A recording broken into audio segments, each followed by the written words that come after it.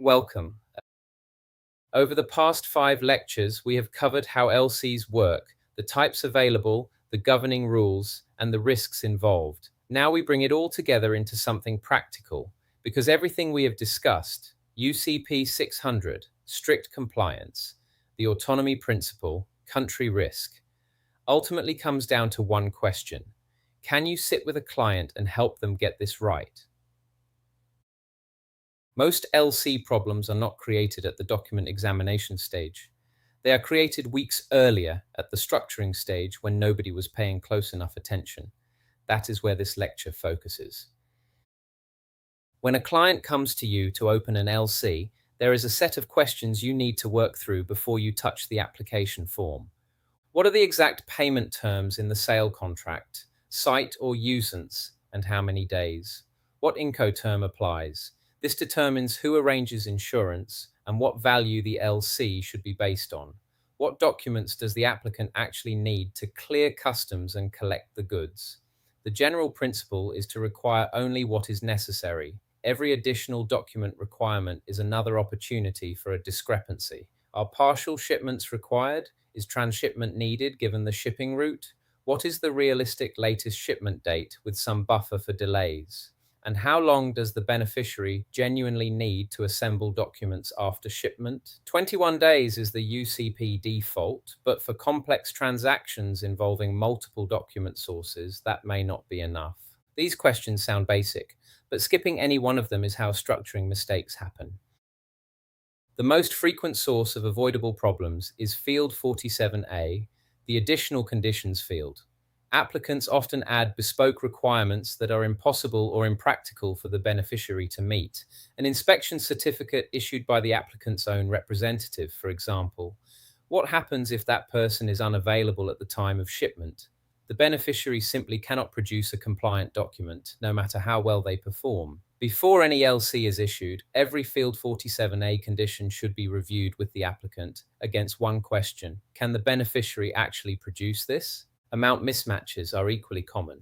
An LC opened on the FOB price when the transaction is on CIF terms means the freight and insurance costs are not covered. Documents will not reconcile.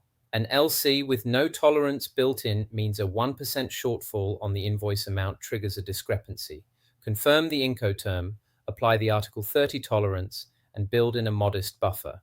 Aggressive shipment dates are another recurring issue. The applicant wants goods quickly and sets a tight latest shipment date.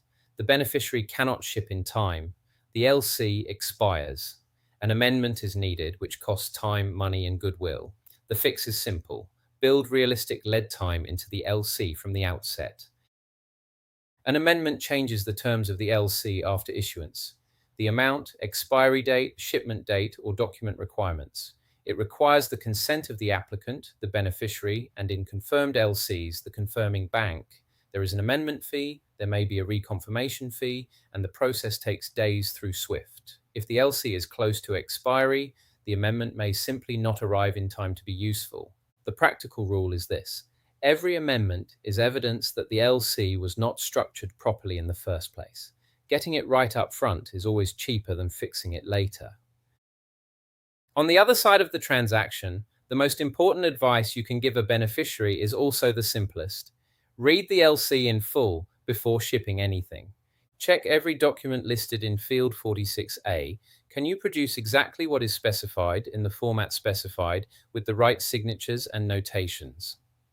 Check Field 47A. Are there any conditions that are ambiguous or that you cannot meet? Check the latest shipment date and the expiry date. Is the timeline workable given your logistics? Check the ports. Do they match your shipping arrangements? If anything is wrong, request an amendment before the goods leave the warehouse. Once shipment has happened, your options narrow significantly. Beneficiaries sometimes resist requesting amendments because they are worried about upsetting the buyer.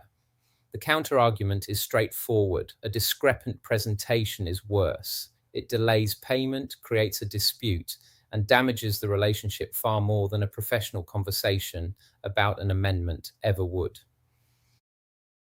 Good LC practice is mostly about prevention. Structure the LC carefully up front. Ask the right questions, keep the conditions workable, build in realistic timelines.